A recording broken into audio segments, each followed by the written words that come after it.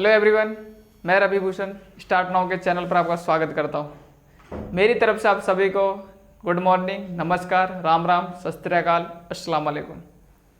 आज हम कक्षा 12वीं की इकोनॉमिक्स का अध्याय 5 बैंकिंग पढ़ेंगे। बैंकिंग को पढ़ने से पहले थोड़ा सा हम उसके बारे में सामान्य जानकारी यानी जनरल इंफॉर्मेशन जान लेते हैं। इसमें क्या है कि आरबीआई एक्ट 1934 यानी 1934 में आरबीआई एक्ट आया था, जिसके आधार पर 1 अप्रैल 1935 को आरबीआई की स्थापना की गई थी। यानी आरबीआई एक्ट 1934 में आया था, उसी के आधार पर हमारे देश में 1 अप्रैल 1935 को आरबीआई की क्या की गई थी, स्थापना की गई थी। जो आरबीआई अभी आपको सरकारी दिख रहा था वो 1949 से पहले एक निजी बैंक होता था। यानी आरबीआई जो था 1949 से पहले क्या था, एक निजी बैंक था, यानी एक प्राइवेट बैंक था। परंतु इस बैंक की स्थापना करने में जब 1935 में यानी 1 अप्रैल 1935 को जब इस आरबीआई की स्थापना की गई थी, तो इसकी स्थापना में डॉक्टर भीमराव अंबेडकर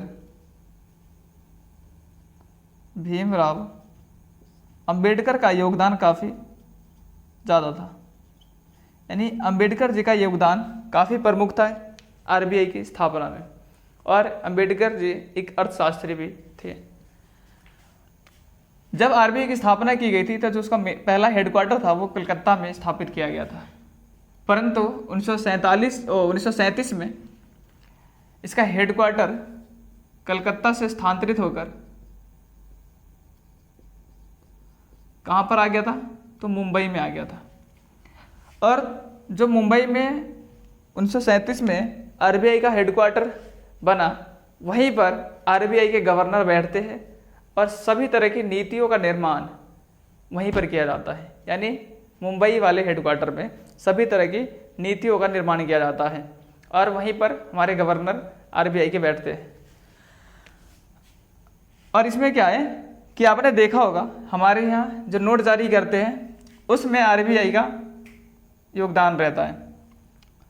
तो रुपए 2 से लेकर 2000 तक के जितने भी नोट होते हैं वो सारा कौन जारी करता है, आरबीआई करता है।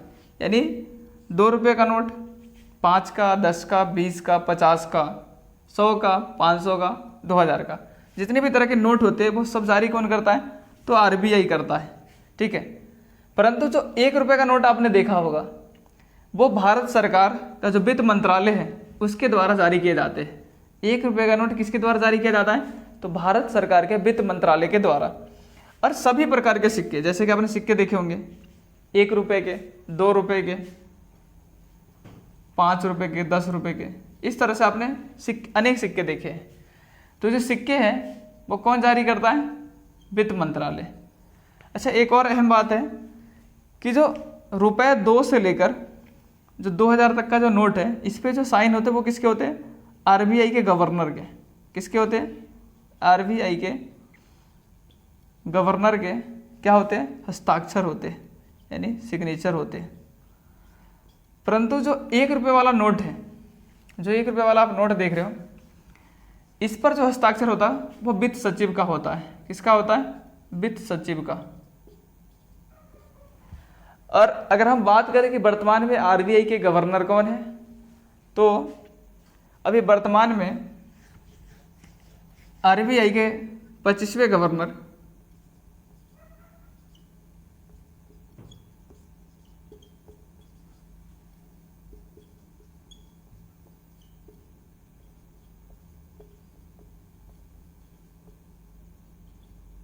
शक्तिकांत दास है। शक्तिकांत दास।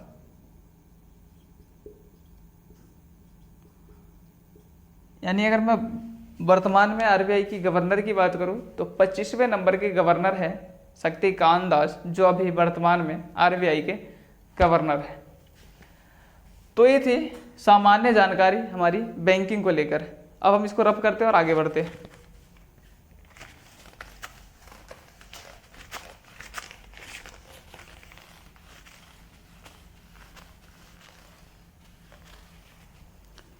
अब बैंकिंग पर बढ़ने से पहले हम एक शब्द से रूबरू हो जाते हैं कि बैंक होता क्या है, या फिर ये व्यापारिक बैंक क्या होता है। तो दरअसल बैंक क्या है, एक वित्तीय संस्था है। क्या होता है, तो एक वित्तीय संस्था होती है। इसका प्रमुख कार्य क्या है, तो जमा को स्वीकार करना, जमा स्वीकार करना, यानी लोगों से क्या करती है, जमा को स्वीकार करती है और लोगों को क्या देती है, ऋण देती है, ऋण देना। साथ में इसका एक और कार्य है निवेश करना।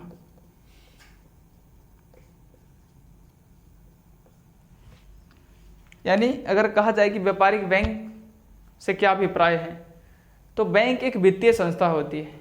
वित्तीय मतलब यानी जहाँ पर पैसों का लेन देन होता है, जहाँ पर इकोनॉमिक एक्टिविटीज या कैपिटल से संबंधित चीज़ें होती हैं।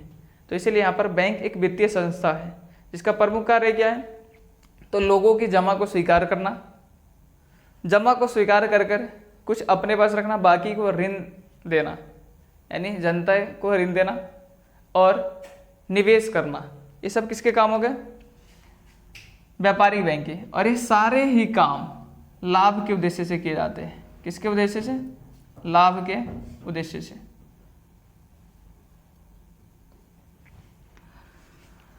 अब हम समझते हैं कि जो बैंकिंग है, हमारे यहाँ जो बैंक है, जो बैंकिंग जो है उसको दो भागों में बांटा गया। एक है व्यापारिक बैंक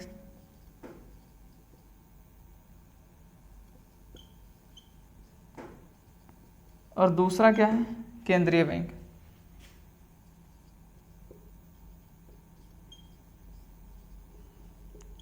केंद्रीय बैंक में कौन आता है, आरबीआई आता है। और व्यापारिक बैंक में कौन आता है, तो आपने एसबीआई का नाम सुना होगा, state bank of India, Punjab national bank यानी पीएनबी।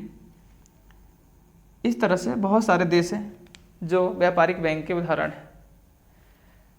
जो आरबीआई है वो देश का केंद्रीय बैंक है।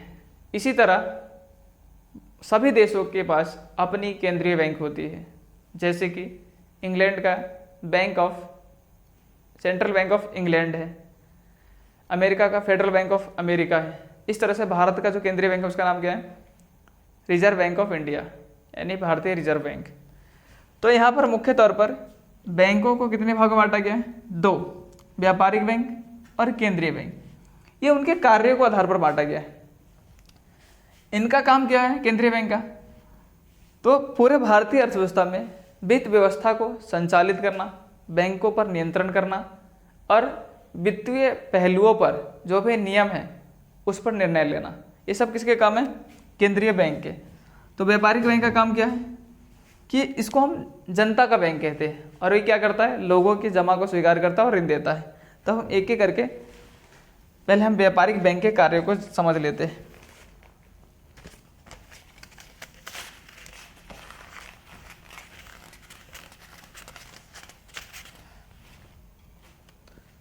अब हम समझते हैं पहले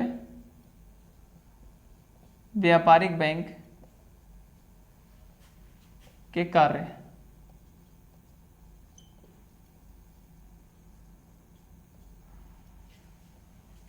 जो व्यापारिक बैंक है इसके कार्यों को दो भागों में बांटा गया है।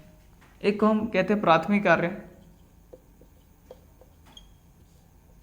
दूसरे को हम कहते हैं गौण कार्य।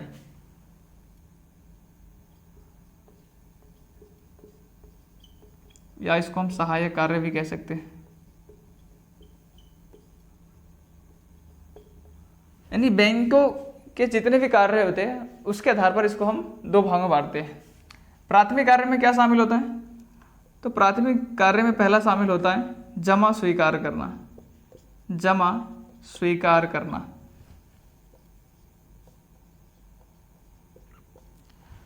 देखिए बैंकों का जब सबसे पहला काम है वो क्या है कि जमा को स्वीकार करना है। यानी लोगों के पास अपनी खपत के अलावा जो बच जाती है उसको वो जमा के रूप में स्वीकार कर लेती है।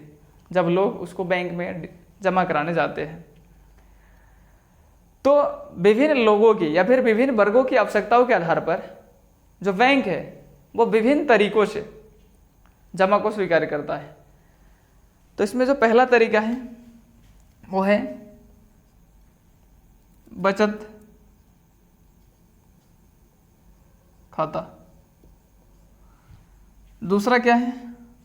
चालू खाता। और तीसरा क्या है? सावधि जमा खाता।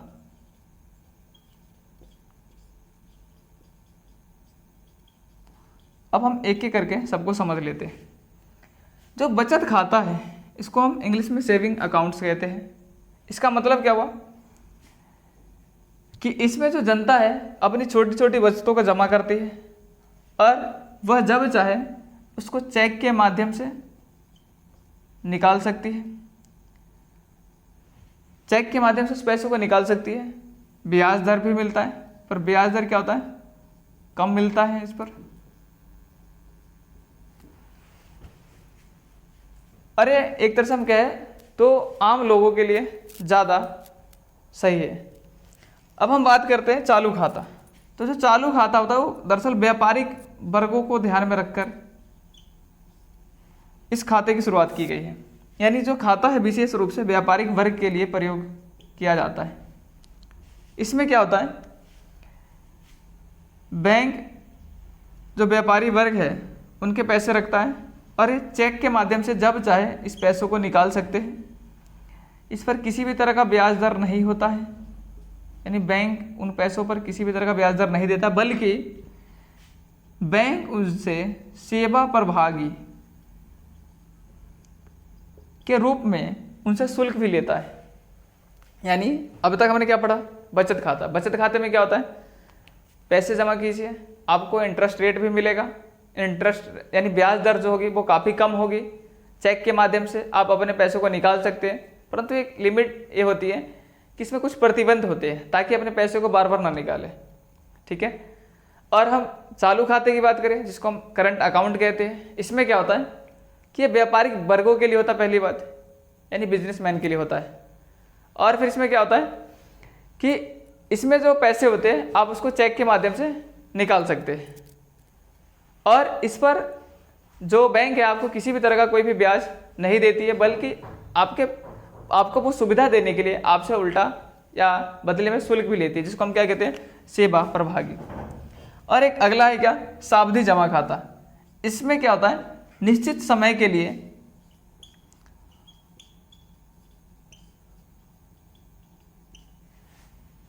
धनराशि को जमा किया जाता है।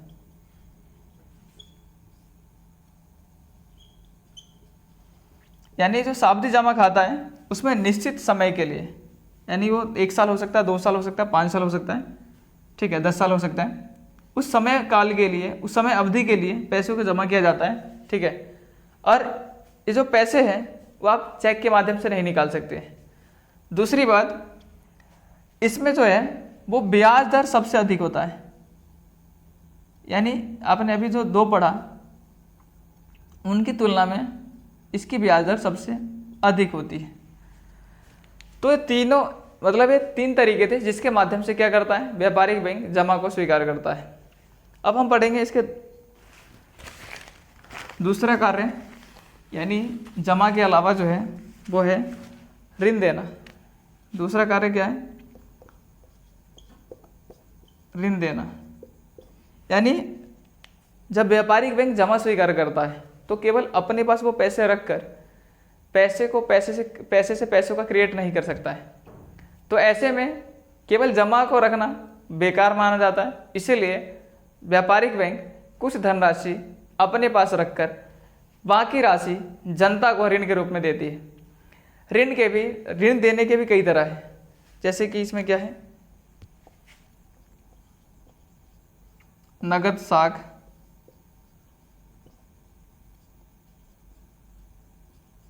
मांग ऋण और अल्पावधि ऋण।